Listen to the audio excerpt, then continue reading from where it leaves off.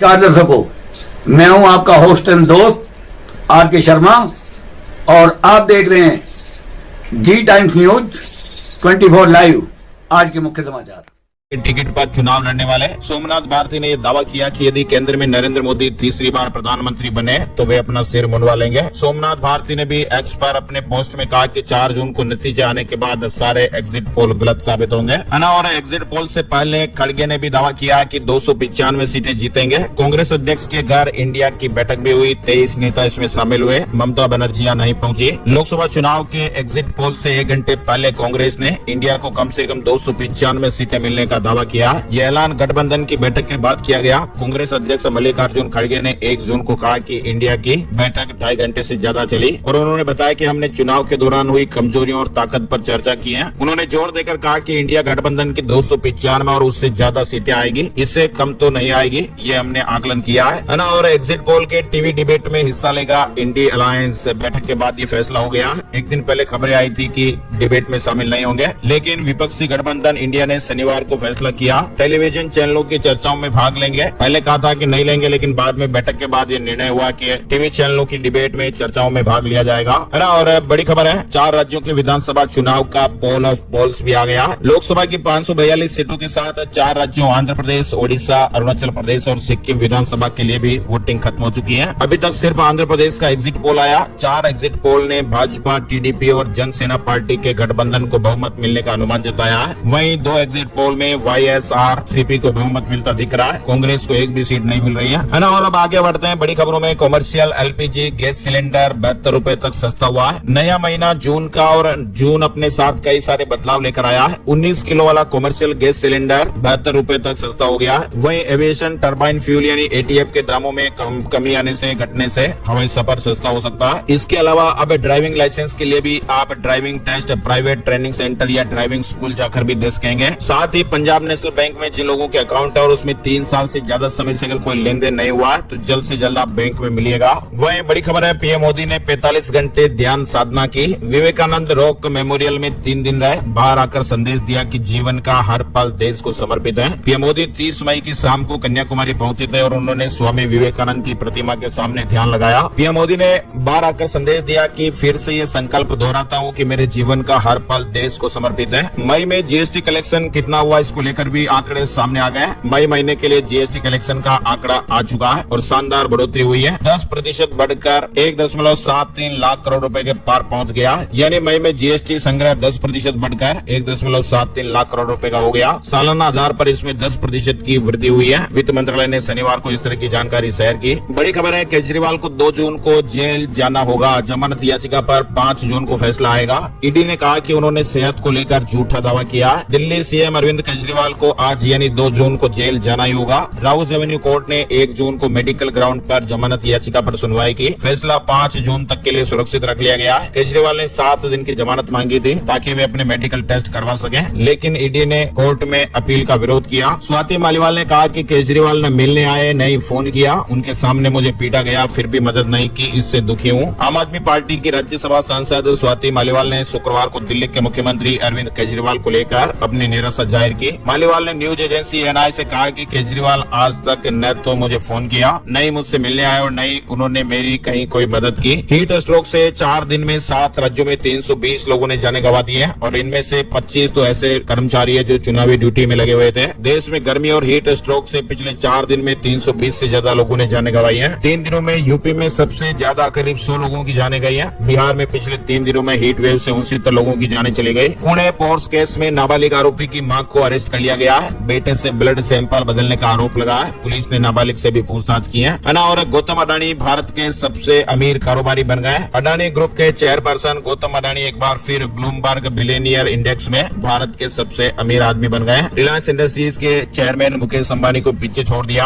Adani group के शेयरों में आई तेजी के कारण वे 11वें नंबर पर पहुंच गए। वहीं अंबानी एक पायदान नीचे 12वें स्थान पर है। बाइडेन ने दावा किया कि इजरायल ने सीज फायर प्रस्ताव स्वीकारा है। कहा कि अब जंग रोकने का वक्त वक्त आ गया, हमास में इजराइल पर और हमले करने की हिम्मत नहीं। चारधाम यात्रा से जुड़े महत्वपूर्ण अपडेट भी चल रहे हैं। 17 दिन बाद शुरू हुआ चारधाम ऑफलाइन रजिस्ट्रेशन में भक्तों का हुजूम उमड़ पड़ा। चंद घंटों में स्लॉट खत्म हो गए, यानी उत्तराखंड चारधाम यात्रा के लिए 17 दिन बाद 1 जून को ऑफलाइन रजिस्ट्रेशन दोबारा शुरू हुए। ऑफलाइन रजिस्ट्रेशन के लिए भक्तों का हुजूम उमड़ पड़ गया। यूपी, एमपी, राजस्थान, महाराष्ट्र आदि राज्यों से भारी संख्या में तीर्थयात्री हरिद्वार स्थित ऋषिकुल मैदान में ऑफलाइन रजिस्ट्रेशन के लिए सुबह 7 बजे पहुंच गए थे। 5 घंटे में ही रजिस्ट्रेशन पूरे होने पर काउंटर बंद हो गए। हालांकि नाराज घंटों लाइन में लगे यात्रियों ने हंगामा भी किया। चारधाम रूट पर होटलों पर जबरदस्त एक्शन होगा, 50 लाख रुपए तक का जुर्माना भी लग सकता है। चारधाम यात्रा रूट पर बिना रजिस्ट्रेशन के चल रहे 100 से ज्यादा होटल और रेस्टोरेंट को पीसीबी ने नोटिस भेज दिए हैं। वहीं अब श्रद्धालु घर बैठे ही चारधाम के दर्शन कर सकेंगे। स्पेशल पूजा में भी आप भाग ले पाएंगे। उत्तराखंड चारधाम यात्रा पर रोजाना करीब 55 से 60 हजार श्रद्धालु पहुंच रहे हैं, लेकिन मानसूनी सीजन के दौरान श्रद्धालुओं का यह आंकड़ा घटकर करीब 20 से 25 हजार रोजाना तक सीमित हो जाता है, जिसकी मुख्य वजह यह है कि मानसून सीजन के दौरान पर्वतीय क्षेत्रों में यात्रा करना काफी खतरनाक होता है। लेकिन आपको बता दें, ऐसे श्रद्धालु जो चारधाम के दर्शन करने और धामों में पूजा अर्चना कराना चाहते हैं लेकिन वो आ नहीं सकते, तो ऐसे श्रद्धालु अपने नाम से ऑनलाइन पूजा अर्चना कर पुण्य कमा सकते हैं। इसके लिए श्रद्धालुओं को बद्री केदार मंदिर समिति की ऑफिशियल वेबसाइट है badrinath-kedarnath.gov.in पर जाकर पूजा की बुकिंग करवा सकते हैं, है ना। और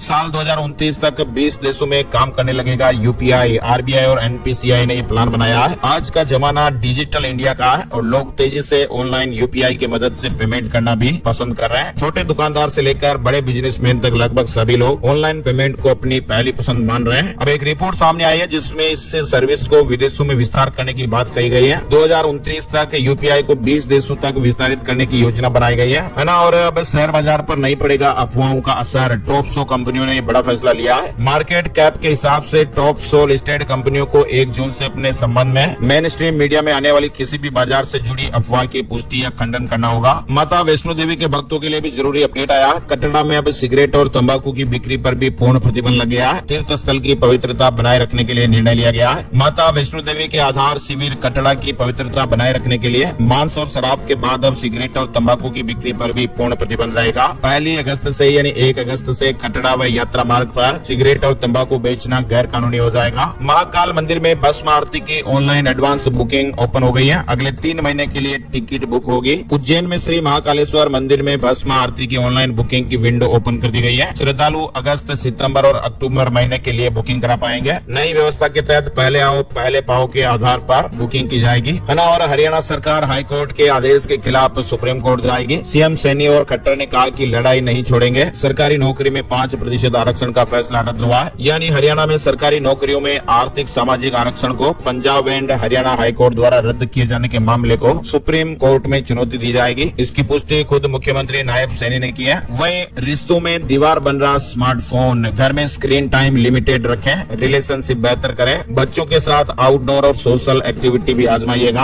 आजकल के जमाने में, आजकल के दिनों में मोबाइल की लत बच्चों और पेरेंट्स के रिश्तों में इस कदर हावी हो चुकी है कि अब कई बार तो जान देने तक की नौबत आ जाती है। बच्चा थोड़ा बड़ा होता है या फिर छोटा होता है, समझने लगता है। जब हम फोन उन्हें नहीं देते हैं तो वो नाराज हो जाते हैं और कई बार बड़े कदम भी उठा लेते हैं। यानी स्मार्टफोन और टेक्नोलॉजी के इस समय में पेरेंट्स और चाइल्ड रिलेशनशिप का जो अति संवेदनशील दौर है वो चल रहा है। इसलिए बच्चों को फोन देने के मामलों में सावधान रहिएगा। एक लिमिट तय कीजिए। मोबाइल से माँ बाप और बच्चों के रिश्तों को नुकसान हो रहा है। बच्चे दिन भर फोन में लगे रहते हैं। बच्चों में खाना खाते समय और सोने से पहले भी मोबाइल चलाने की आदतें भारी पड़ने लगी है। विशेषज्ञ इसे सही नहीं बता रहे हैं, इसलिए कम से कम मोबाइल दीजिएगा, है ना। और छत्तीसगढ़ में 20 पैसे प्रति यूनिट बिजली महंगी हो गई है। कृषि पंपों के लिए भी विद्युत दर में 25 पैसे का इजाफा हुआ है। जुलाई से ही बड़े हुए बिल आने लगेंगे। बिजली नियामक आयोग ने नए टैरिफ आदेश जारी कर दिया है। देश में हर साल होगी 50 लाख से ज्यादा पैसेंजर व्हीकल की बिक्री। टाटा मोटर्स की दमदार तैयारी है। जेपी इंफ्रा के 20,000 होम बायर्स के लिए भी गुड न्यूज आई है। जल्दी 20 साल पुराना सपना पूरा हो सकता है। यानी कई साल से अपने घर का सपना देख रहे जेपी इंफ्राटेक के हजारों होम बायर्स के लिए गुड न्यूज है। मुंबई का सुरक्षा ग्रुप अगले सप्ताह एक बैठक के बाद कर्ज में डूबी इस कंपनी का अधिग्रहण कर सकता है। मौसम और मानसून से जुड़े अपडेट्स भी जान लेते हैं। राजधानी दिल्ली में रविवार को दक्षिण पश्चिम विक्षोभ के सक्रिय होने से मौसम में बदलाव देखने को मिलेगा और ऐसे में हल्की बारिश होने की संभावना है। तापमान में कमी भी जरूर देखी जाएगी। दिल्ली एनसीआर के कई इलाकों में शनिवार को भी मौसम ने अचानक करवट ली थी और तेज हवाओं के साथ बारिश की बूंदों से लोगों को भीषण गर्मी से कुछ हद तक राहत भी मिली। वहीं हरियाणा के 4 जिलों में बारिश, 18 शहरों में ओलावृष्टि का अलर्ट भी है। 50 किलोमीटर की स्पीड से हवाएं भी चल सकती है और बिजली गिरने का भी खतरा है। हरियाणा में भी पश्चिमी विक्षोभ के बाद मौसम में बदलाव आया है। वहीं राजस्थान में भी अचानक मौसम में बदलाव देखा गया। तेज हवाओं के साथ बारिश और ओले गिरे। 6 जिलों में तापमान गिर गया। 13 जिलों में आंधी बारिश का अलर्ट है। राजस्थान में भी शनिवार दोपहर बाद मौसम पलट गया। जयपुर में भी तेज बरसात हुई, सड़कों पर पानी भर गया। लगातार चली हीट वेव से लोगों को राहत मिली है। वहीं अजमेर को बिसलपुर से मिलेगा पानी। 1041 करोड़ की योजना पर काम शुरू हो गया। विधानसभा अध्यक्ष वासुदेव देवनानी ने निर्देश दिया है। नोएडा में कार से स्टंट का ये वीडियो वायरल हुआ। भाई साहब कार को किस तरह से चला रहे हैं आप देख पा रहे हैं। कार की खिड़की पर पैर रखकर स्टंट किया जा रहा था। फिलहाल इस मामले में ट्रैफिक पुलिस ने 38,000 रूपए का चालान काट दिया है। स्वदेशी CAR-T सेल थेरेपी का उपयोग करके पहला मरीज कैंसर मुक्त घोषित किया गया है। मुंबई में टाटा मेमोरियल अस्पताल द्वारा विकसित स्वदेशी CAR-T सेल थेरेपी का उपयोग करके पहले मरीज को कैंसर मुक्त घोषित किया गया। इस इलाज की कीमत 42 लाख है, जबकि विदेशों में ये 4 करोड़ से भी ज्यादा है। डॉक्टरों का कहना है कि हालांकि आजीवन इलाज का दावा करना फिलहाल जल्दबाजी होगी। मरीज फिलहाल कैंसर कोशिकाओं से मुक्त है। इंडियन एक्सप्रेस की एक रिपोर्ट के अनुसार आज ये थेरेपी कई रोगियों के लिए जीवन रक्षक बन गई है। उत्तर प्रदेश से जुड़ी खबर है। लू लगने से होने वाली मृत्यु पर 4 लाख रुपए का मुआवजा मिलेगा और इसके लिए मृतक का PM कराना जरूरी होगा, है ना। और यूपी में किसान भाइयों के लिए खुशखबरी भी आई है। अब सब्सिडी के लिए आपको इंतजार नहीं करना पड़ेगा। किसानों को बीज की सब्सिडी के लिए इंतजार नहीं करना पड़ेगा। बीज खरीदते समय ही किसानों को अनुदान मिलेगा। राजस्थान के किसान भाइयों को भी अब अनुदान के लिए सरकारी ऑफिसों के चक्कर नहीं काटना।